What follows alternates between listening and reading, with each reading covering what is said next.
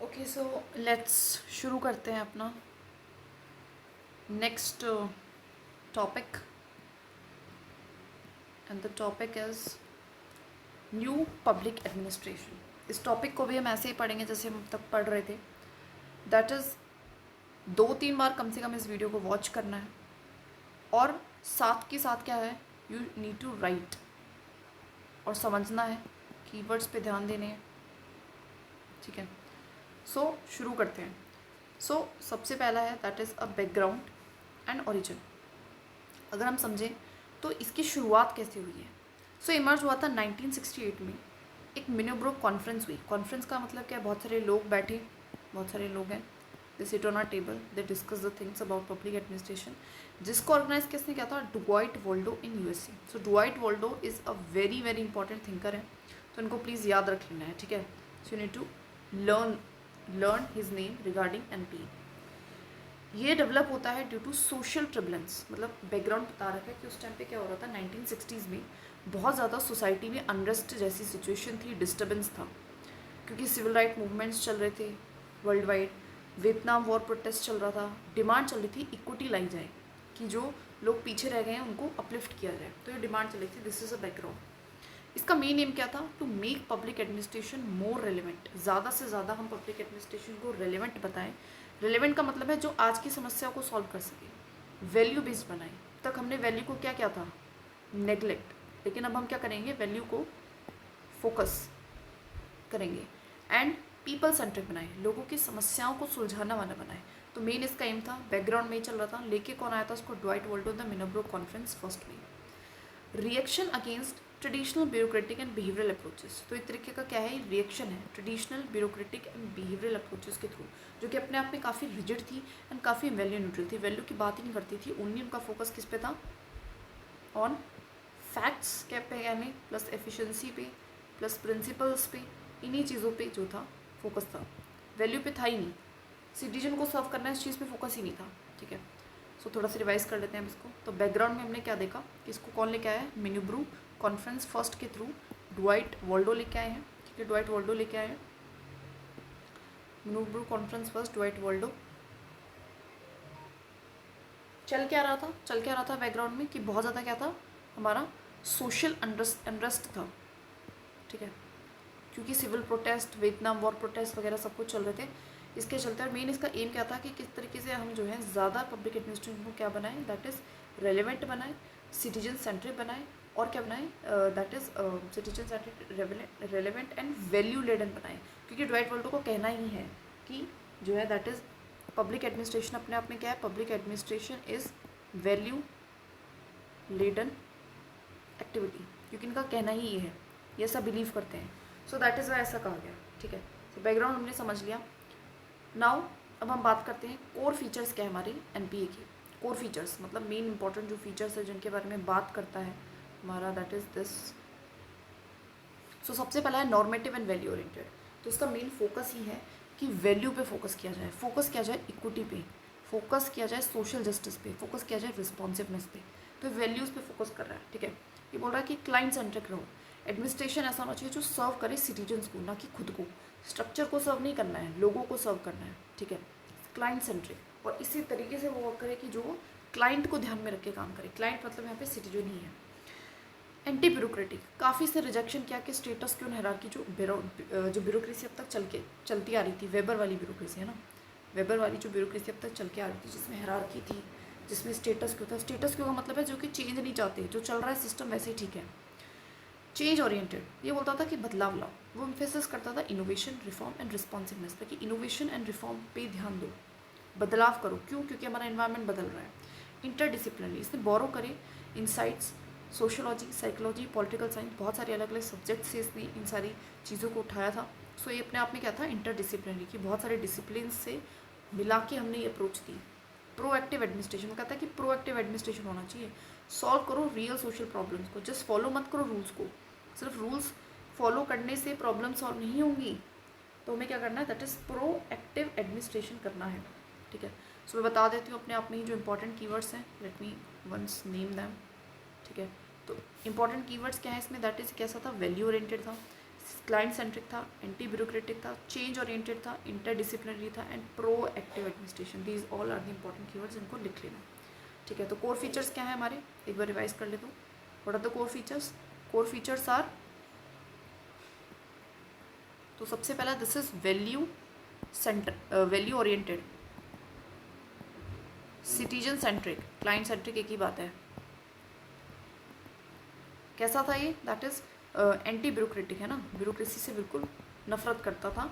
और किसकी बात करता था कि प्रो एक्टिव एडमिनिस्ट्रेशन होना चाहिए और अपने आप में मल्टी डिसिप्लिनरी था, बहुत सारी डिसिप्लिनरी। ठीक है, तो इस तरीके से हम थोड़ा सा रिकॉल करते हुए चलेंगे। अब चेंज ओरिएंटेड, चेंज ओरिएंटेड बहुत इंपॉर्टेंट है क्योंकि हम भूल चुके हैं बट भूलना नहीं है। दैट इज चेंज ओरिएंटेड, बदलाव की बात कर रहा है। ठीक है, ना कि पिछली वाले ट्रेडिशनल ब्यूरोक्रेसी की तरह। नाउ मेन थीम्स देख लेते हैं हमारे एनपीए के। तो मेन थीम्स क्या है? तो वही रेलेवेंस की, हमें क्या बनाना है, एडमिनिस्ट्रेशन को ऐसा होना चाहिए जो कि हमारे कंटेम्प्रेरी सोशल प्रॉब्लम्स को सॉल्व कर सके, है ना, कंटेम्प्रेरी सोशल प्रॉब्लम्स को सॉल्व कर सके। एग्जाम्पल आप देखिए, एग्जाम्पल क्या, इंडिया में भी ऐसा कुछ हुआ है बिल्कुल, जिसके हम डिजिटल इंडिया मिशन ले आए हैं। क्यों लेके आए हैं? जिससे कि हम एड्रेस कर सकें सिटीजन की जो भी नीड्स हैं डिजिटल एज में, उनको हम क्या करने के लिए, दैट इज़ एड्रेस करने के लिए हम ये मिशन लेके आए हैं। तो कहीं ना कहीं हमने देखा कि हाँ, आजकल जो ज़माना है वो आईटी का ज़माना है, तो आईटी के ज़माने को हमने इंकलकेट करा अपने एडमिनिस्ट्रेशन में by digital India mission. Values over efficiency, वो कहते हैं कि वैल्यूज़ कुछ नहीं है, सॉरी मतलब एफिशिएंसी कुछ नहीं है, वैल्यू पे ध्यान दो। ठीक है, तो उसने एफिशिएंसी से ऊपर रखा वैल्यूज़ को। बोला एफिशिएंसी अलोन इनसफिशिएंट है, equity and justice must guide, equity and जो जस्टिस है वो गाइड करनी चाहिए एडमिनिस्ट्रेशन को। ठीक है, वो ऐसा कहता है कि वैल्यूज़ पे ध्यान दो, भाई वैल्यू ओरिएंटेड है। एग्जांपल मनरेगा है, जो मनरेगा लेके आए हैं तो वो किससे लेके आए हैं कि वैल्यूज़ को प्रायोरिटाइज कर रहे हैं, सोशल जस्टिस जैसी वैल्यूज़ को, है ना। एफिशिएंसी को सिर्फ थोड़ी कर रहे हैं, हम किसको प्रायोरिटाइज कर रहे हैं, सोशल जस्टिस। तो अच्छा एग्जाम्पल है, याद रखना है। सोशल इक्विटी, सोशल इक्विटी का मतलब क्या है कि जो समाज में पिछड़ा वर्ग है, मतलब पुअर है ना, उनको हमें अपलिफ्ट करना है बेसिकली। सोशल इक्विटी का मतलब यही होता है। ठीक है, तो समाज में पीछे रह गए उनको हमें आगे लेके आना है। एडमिनिस्ट्रेशन मस्ट रिड्यूस इनइक्वलिटीज़, तो ये किसकी बात कर रहा है कि इनइक्वलिटीज़ को कम करना। कि हमारे यहाँ पे भी कोई ऐसी प्रोविजन है, बिल्कुल रिजर्वेशन है एजुकेशन में, जॉब्स में, SC ST OBC के लिए, जिससे कि इक्विटी को प्रमोट कर सकें। चेंज एंड इनोवेशन किसकी बात करता है कि बदलाव लाओ, ये कहता है कि रिफॉर्म लाओ, न्यू आइडियाज़ लाओ, सिटीजन की पार्टिसिपेशन को बढ़ाओ। ठीक है, एग्जाम्पल क्या हम लेके आए हैं, जैसे कि जन धन योजना, या हम लेके आए हैं फाइनेंशियल इंक्लूजन के लिए मार्जिनाइज एग्जाम्पल। तो कहीं ना कहीं ये हमने क्या लाया, चेंज लाए। अभी तक क्या था, जन धन योजना से क्या हुआ कि हम जीरो बैलेंस पे अकाउंट खोलना शुरू हो गया, उससे पहले ऐसा नहीं था। तो हम एक रिफॉर्म लेके आए so that we can uplift the marginalised को हम अपलिफ्ट कर सकें। ठीक है, now fifth is client orientation, कि हमें सिटीजन को एक तरीके से क्लाइंट मानना है, एक कस्टमर मानना है और एक पैसिव सब्जेक्ट नहीं मानना है। क्या मानना है, we must treat citizen as a client, एक हमें कस्टमर की तरह मानना है। कस्टमर को क्या देनी होती है, बेस्ट से बेस्ट सर्विस, ठीक है, क्वालिटेटिव सर्विस, तभी तो वह वापस आता है हमारे पास लेने के लिए। सो हमें उसको क्लाइंट की तरह ट्रीट करना है। ठीक है, एग्जाम्पल RTI एक्ट हम लेके आए हैं, जिसने कहीं ना कहीं एम्पावर करा है सिटीजन को, मतलब सिटीजन को सेंटर में रख के कोई भी डिसीजन लो, जिन्होंने क्या करा, डिमांड इक्वालिटेबिलिटी को फिक्स करने के लिए हम इसको लेके आए। एंटी ब्यूरोक्रेटिक स्टेंस, वही मैंने बताया कि इसका स्टेंस कैसा रहा, it is quite anti bureaucratic. ये कहती थी, मतलब काफ़ी इसका जो अप्रोच रहा वो कहता है कि ब्यूरोक्रेसी खराब है, बेकार है, तो उसकी काफ़ी खिलाफ थी, अगेंस्ट एक्सेसिव रेड टेपिज्म की। तो रेड टेपिज्म, हायरार्की, स्टेटस क्यों नहीं होना चाहिए। एग्जाम्पल क्या हम इससे भी आगे आए हैं, बिल्कुल आए हैं, जैसे कि ease of doing business reforms. हम बेसिकली, जो पहले क्या होता था कि आपको कोई बिजनेस करना है तो बिज़नेस खोलने के लिए आपको पूरा एक लंबा प्रोसीजर फॉलो करना पड़ता था, ये करा फिर ये करा फिर ये करा, ये करा ये करा ये करा ये करा। लेकिन अब क्या हो गया है, आप एक ही जगह जाके, एक ही वेबसाइट के थ्रू घर बैठे बैठे आप अपना बिजनेस शुरू कर सकते हो। तो हमने क्या कर दिया, ease of doing business reforms हम लेके आए, बिल्कुल हम लेके आए हैं, जिससे कि हम इस रेड टेपिज्म और हायरार्की से बच सकें, है ना। और हमने कट क्या करा है, ब्यूरोक्रेटिक प्रोसीजर को इंडिया में। ठीक है, तो हमने 6 पढ़े, ठीक है जी, हमें याद करना है। तो सबसे पहला क्या था, रेलेवेंस। दूसरा क्या है, वैल्यूज़ को ध्यान रखो, एफिशिएंसी के ऊपर। Social equity, change innovation, client orientation, anti bureaucratic stance. ठीक है, और इनका एग्जाम्पल भी याद रखना है, एक बार दोबारा से रिवाइज करते हैं। ठीक है, revision is the key to success, revision is the key to success. जो इंपॉर्टेंट कीवर्ड्स हैं उनको रिवाइज करते रहिए।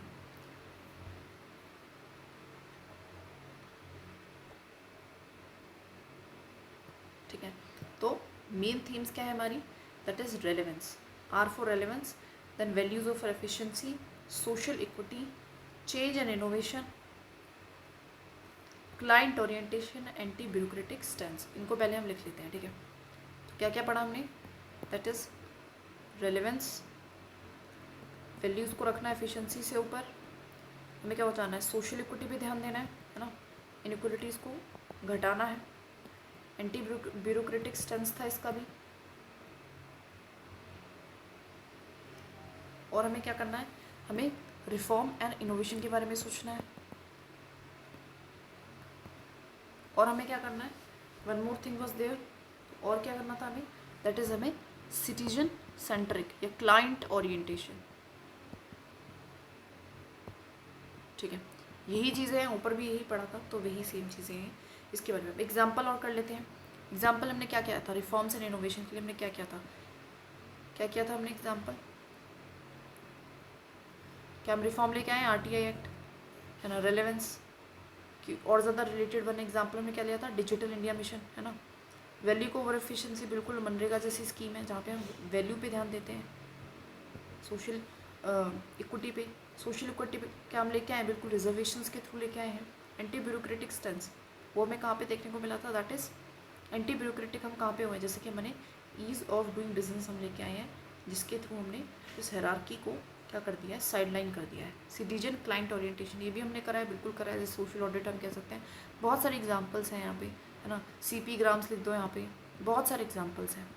RTI एक्ट भी हम कह सकते हैं, ठीक है। तो ये सब कुछ, तो relevance that is digital innovation, values को ओवर एफिशिएंसी रखा है जैसे कि मनरेगा, सोशल इक्विटी जैसे कि रिजर्वेशन, चेंज इनोवेशन जैसे कि जन धन योजना था, इसका ध्यान रखना, एंड सिटीजन ओरिएंटेशन जैसे कि RTI, and bureaucratic stance like ease of doing business. हर एक का एक आपको एग्जाम्पल पता होगा तो it will be more and much easier to revise. Thinkers and contribution, अब देखिए बहुत सारे थिंकर्स लिख दिए हैं, बट आपको कोई भी 2 नाम याद रखना है। तो एक तो ड्वाइट वॉल्डो, क्योंकि जो कि NPA का फाउंडर ही है, और उसने ज़्यादा क्या करा था, वैल्यूज़ पे एम्फेसिस काफ़ी किया था। तो कहीं भी जब भी वैल्यूज़ का बात आएगी ना कि वैल्यूज़ पे ध्यान देना चाहिए पब्लिक एडमिनिस्ट्रेशन का, तो हम कौन से थिंकर को याद करेंगे, ड्वाइट वॉल्डो, इसका नाम लिख लो बेशक 2 बार, ठीक है। फ्रैंक मैरिनी को भी लिख लेते हैं कि इन्होंने क्या किया था, बुक लिखी थी टुवार्ड्स आ NPA, तो ये एक इम्पॉर्टेंट हो जाती है फ्रैंक मैरिनी। बाकी इन 2 को हम छोड़ देंगे बिकॉज बहुत ज़्यादा कचड़ा हो जाएगा वरना दिमाग का, और वो हमें करना नहीं है ना, क्लस्टर को कम करना है। तो Frank Marini and Dwight Waldo, तो क्या है, फ्रैंक लिख लीजिए इसको, वैरिनी W था, ये था Marini, sorry Marini, that's Frank Marini, जिन्होंने क्या लिखा है, एक बुक लिखी है, शी रॉट अ बुक, जिनका नाम क्या है, दैट इज़ टुवार्ड्स NPA। और जो ड्वाइट वॉल्डो हैं वो तो पूरा क्या लेके आए हैं, पूरा ही उन्होंने कॉन्सेप्ट, वो तो फाउंडर ही है हमारे किसके, NPA के, थ्रू मोनोब्रू कॉन्फ्रेंस फर्स्ट, ठीक है, इसको ध्यान रखना है। आगे बढ़ते हैं। क्रिटिसिज्म क्या है NPA का, कुछ क्रिटिसिज्म भी होगा, देखो बहुत ज़्यादा आइडियलिस्टिक है, क्या इसने बहुत ज़्यादा फोकस वैल्यूज़ पे नहीं कर दिया है, प्रैक्टिकल तो रहा ही नहीं, क्योंकि क्या एफिशिएंसी इंपॉर्टेंट नहीं है, क्या इकोनॉमी इंपॉर्टेंट नहीं है, क्या हायरार्की बिल्कुल इंपॉर्टेंट नहीं है। अगर हायरार्की नहीं होगी तो एक ऑर्डर ही नहीं रहेगा काम करने का, एक तरीका ही नहीं रहेगा, एक फ्लो ही नहीं रहेगा, कॉन्फ्लिक्ट हो सकता है, कन्फ्यूजन हो सकता है ना, तो वो भी इम्पॉर्टेंट है, मिसयूज़ हो सकता है, ठीक है।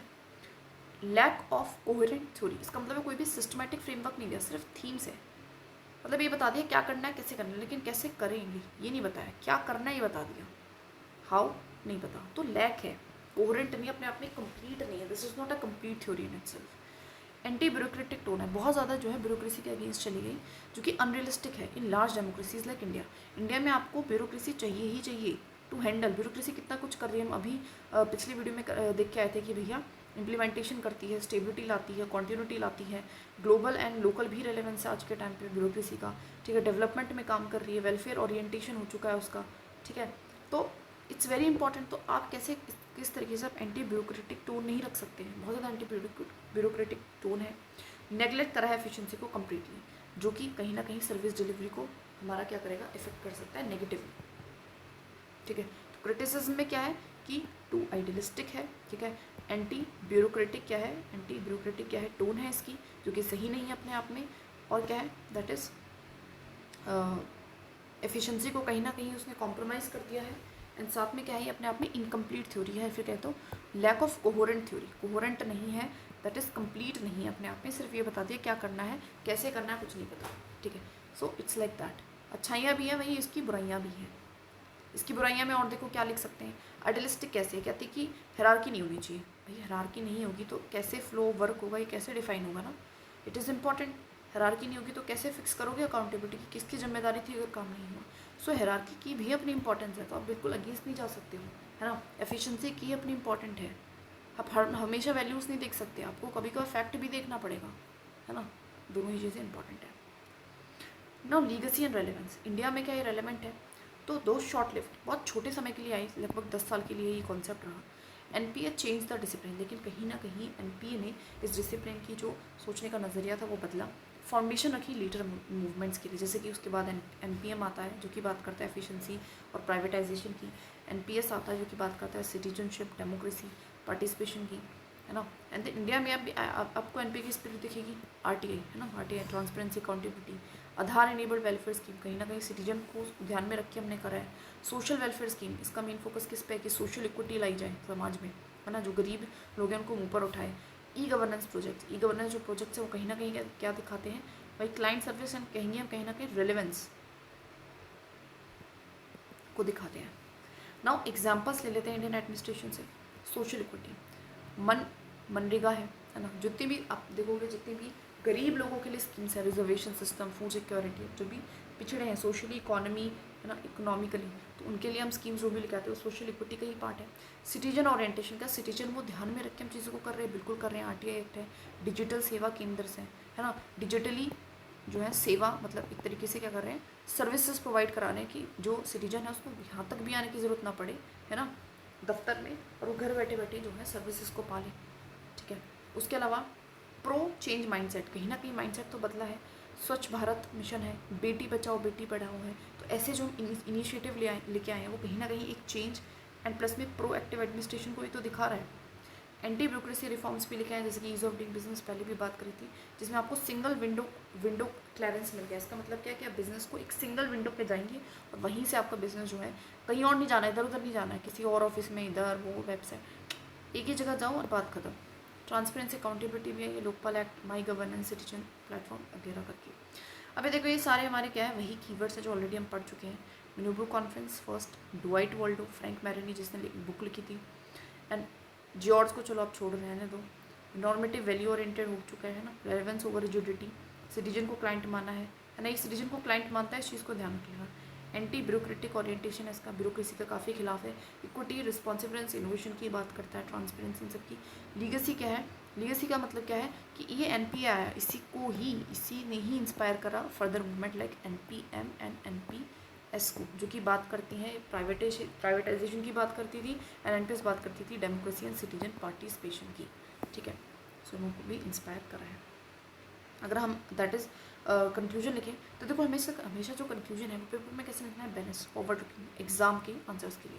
तो एनपीए जो है हमारा कहीं ना कहीं इसने रीडिफाइन तो करा है एडमिनिस्ट्रेशन को, आप ये नहीं कह सकते कि कम्प्लीटली बेकार चीज़ थी। बाय एम्फेसाइजिंग इक्विटी जैसी चीज़ें, वैल्यूज़, रिस्पॉन्सिवनेस जैसी चीज़ें लेके आई हैं।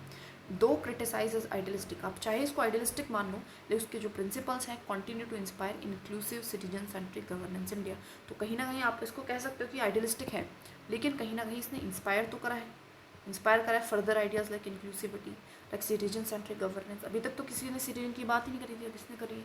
सो कहीं ना कहीं yes it is important and very very important. अच्छा, अब आपको करना क्या है कि वीडियो को एक बार देखेंगे हम 1x पे, फिर सेकेंड टाइम में देखेंगे 1.5x पे, ठीक है, और थर्ड टाइम भी 1.5x पे देखेंगे। उसके बाद कभी भी देखना चाहो तो 2x पे देख सकते हो। जब 1x पे देखेंगे तो क्या करेंगे, वी विल मेक नोट्स, लिखते चलो, रनिंग नोट्स बनाओ, साथ में कीवर्ड्स नोट डाउन कर लो, है ना, इस तरीके से बहुत ज़रूरी है। You can do this, just what you need to do is focus more and more and more and more on revision, revise करते रहो, यही चीज़ें जो है इनफ है, और इसी से जो है हमारा सक्सेस आपको मिल जाएगी। Okay, that's it, you can do this, you can win.